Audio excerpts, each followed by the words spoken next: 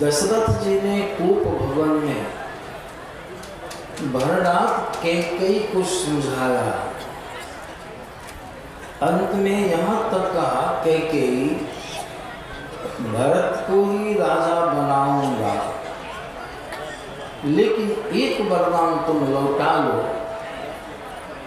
कि 14 वर्षों के लिए जो राम को वनवास का वरदान मांगे हो यह लौटा दो, इससे बड़ी क्षति होगी। लेकिन नहीं मानी। पुनः दशरथ जी ने कहा अंत में कि सुन लो, अगर यह वरदान तुम नहीं लौटाई तो मैं राम को राज आज्ञा दूंगा वन जाने के लिए, और राम जब वन जाएगा तो मेरी मृत्यु हो जाएगी, और जब मेरी मृत्यु हो जाएगी तुम तीनों रानियां विधवा हो जाएगी। है कबूल? इसको भी कबूल कर लेती है। तो साधारण ज्ञान में इस बात को जो लोग जानते हैं तो कैकेयी के पर दोषारोपण तो अवश्य ही करेंगे, क्योंकि लक्ष्मण जैसा ज्ञान तो किन्हीं को नहीं था, नहीं है। सुने अभी कि लक्ष्मण जी साधारण पुरुष नहीं थे, शेषावतार थे, बड़े ज्ञानी थे लक्ष्मण जी। साधारण ज्ञान में निषाद राज ने ठीक कहा, लेकिन पूर्व की बात तो निषाद को मालूम नहीं थी। यह जो सिद्धांत है, कर्म प्रधान विश्व करे राखा, जो जस करे सो तस फल चाखा। प्रत्येक मनुष्य को अपने ही कर्मों का फल भोगना पड़ता है। पूर्व का क्या कर्म था, क्या कहानियां थी, सो तो निषाद को मालूम नहीं था। इसीलिए लक्ष्मण जी ने अपने ज्ञान के माध्यम से निषाद राज को बड़ी अच्छी तरह से समझाया। लक्ष्मण जी की वाणी भी साधारण नहीं। यद्यपि लक्ष्मण जी को समर्थन करना चाहिए, काहे कि लक्ष्मण जी भी जंगल में दुख भोग रहे, लेकिन नहीं, लक्ष्मण जी साधारण पुरुष नहीं थे। निष्पक्ष ज्ञान, भक्ति था उनके अंदर में, वैराग्य था, ऐसा था, ज्ञान था, विवेक था। इसीलिए लक्ष्मण जी के विषय में कहा गया कैसी वाणी बोले, उकताए नहीं, गुस्साए नहीं, लेकिन बड़ी अच्छी तरह से बोले। लखन मधुर मिलोवाने, ज्ञान विराग भगति रस सानी। निष्पक्ष ज्ञान, उचित ज्ञान, सही ज्ञान, इसी ज्ञान का देने वाला, उचित बात बोलने वाला अभी संसार में कम है। हाँ में हाँ मिलाने वाले लोग विशेष हैं। इसीलिए हर तरह संसार में जहाँ देखिए वहाँ वो शांति है, दुख है, लड़ाई है, झगड़ा है। यही ज्ञान, इसकी कमी। साधन भजन करने वाले साधक की वृत्ति मध्य होती है, मध्य में, सुमना में उसकी स्थिति रहती है। योग साधना के माध्यम से अपने व्यक्ति को दाईं धार बाईं धार से छुड़ा करके मध्य में रखते हैं। जो साधक, उनकी वाणी सही होती है, उचित वाणी होती है, सत्य वाणी होती है, वहाँ किसी तरह की विषमता आने वाली नहीं है।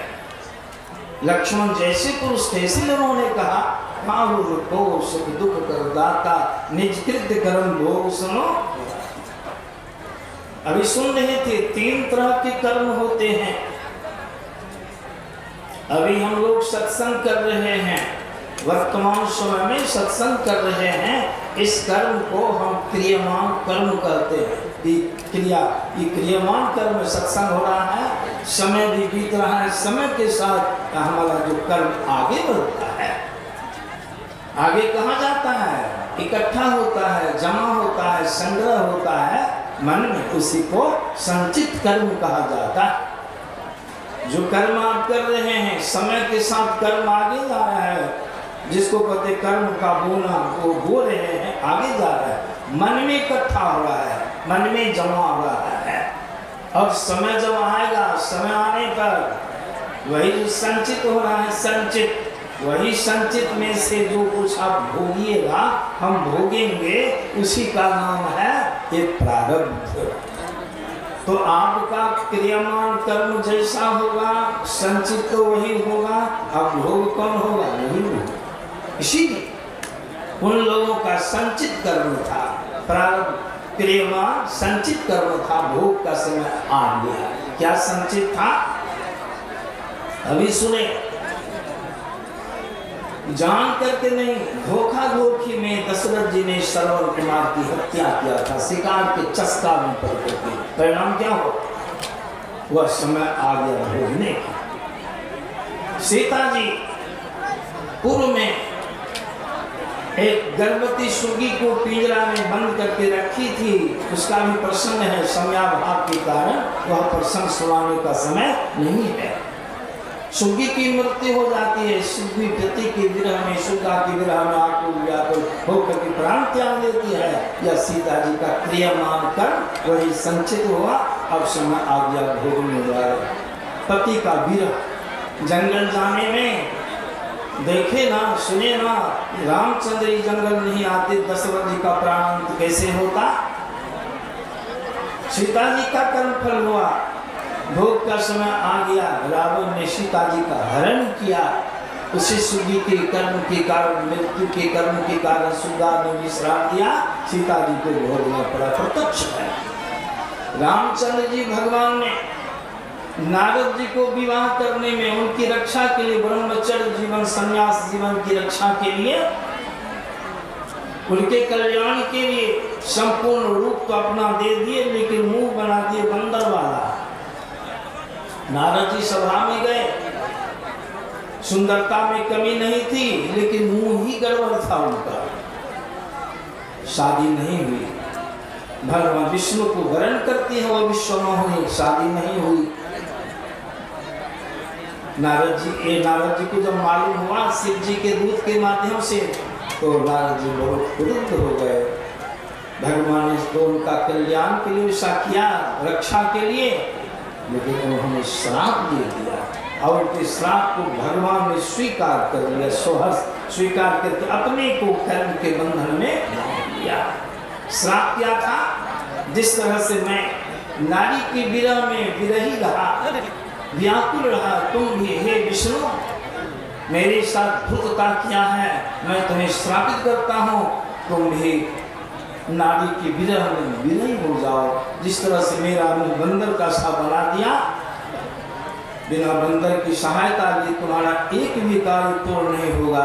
भगवान सहस हंसते ही स्वीकार कर लिया कर्म। इसलिए भगवान को भी जब सीता हरण हुआ, शाम को एक साथ कर्म का बल देखिए लगातार भोगना पड़ा कि नहीं। दशरथ जी भी भोग लिए, राम के विरह में छाती कूट कूट कर शरीर त्याग किए। सीता जी का भी हरण हुआ पति विरह में, वर्षों बहुत काल तक विरही रही, भोगना पड़ा। रामचंद्र जी भगवान ने भी नारद जी का श्राप स्वीकार करके उन्होंने कर्म फल का भोग किया, जो उनके श्राप के मुताबिक हे खग, हे मृग, हे मधुकर श्रेणी, आज तुम देखे सीता। कहाँ रह के कर्म करते हैं हम लोग, मालूम है कहाँ हैं? भोर में सुने थे, बाबा लोगों ने सुनाया था। कहाँ में? लक्ष्मण जी ने बहुत तरह का ज्ञान दिया निषाद राज को। यह भी कहा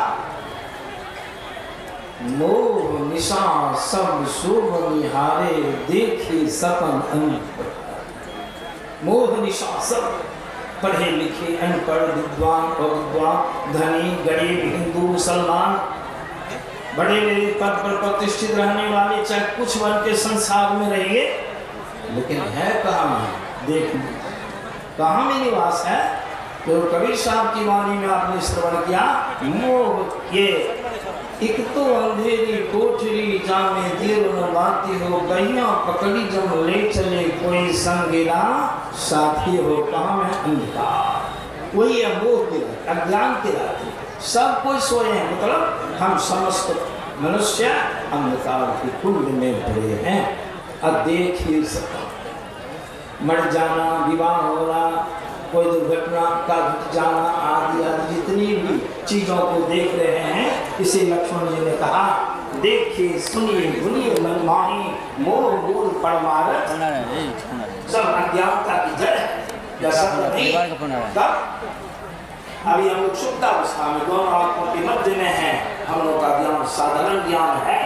लक्ष्मण जी कहते हैं इस अज्ञानता की रात्रि से जिसने करके जीव शुभ और अशुभ कर्म करता है, पंच विषय भोग में लिप्त होता है, उससे भी कर्म बनता है। कर्म बंधन में है, कर्म के बंधन में हम जीव बनते जा रहे हैं। वो अज्ञान, वही अंधकार निशा।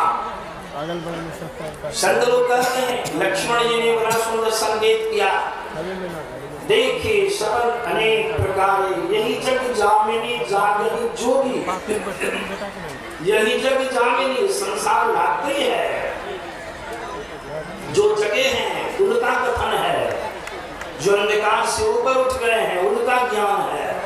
इसलिए कहा लक्ष्मण जी ने यही जग जामिनी जागरी जोगी, परमार्थी प्रपंच वियोगी। जोगी लोग इस अंधकार रूपी निशा से उबरते हैं, ऊपर उठते हैं। जोगी किसको कहते हैं? जोड़ने वाले। क्या जोड़ना है? जिसके जोड़ने से का प्रकाश हो जाए, अंधकार समाप्त हो जाए, वह क्या है? वह दोनों दृष्टि की धारा, एक दृष्टि करी संसरी जाने जोगी कहे सोई।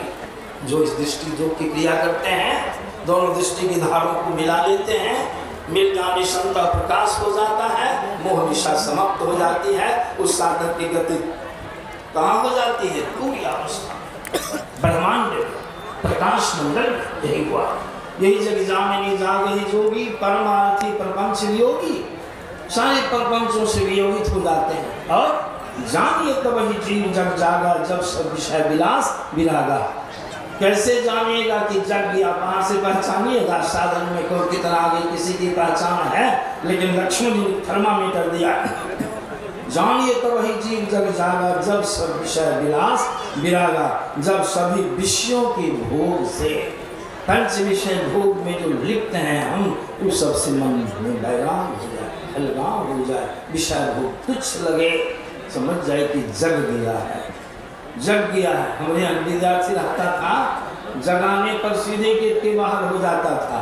उसके गार्जियन ने कहा बाबा थोड़ा ध्यान दीजिएगा, बच्चा जगे तब छोड़िएगा गेट के बाहर। उसको उठाने में जब वह जी बोलता था समझ जग गया। उसी प्रकार जब सब विषयों से मन वैराग हो जाए तब हम जग गए, कल्याण हम चले गए, हमारा शुभ हो गया, हमारा कल्याण हो जाएगा। इन्हीं शब्दों के साथ अपनी वाणी विराम देता हूँ। श्री सद्गुरु महाराज।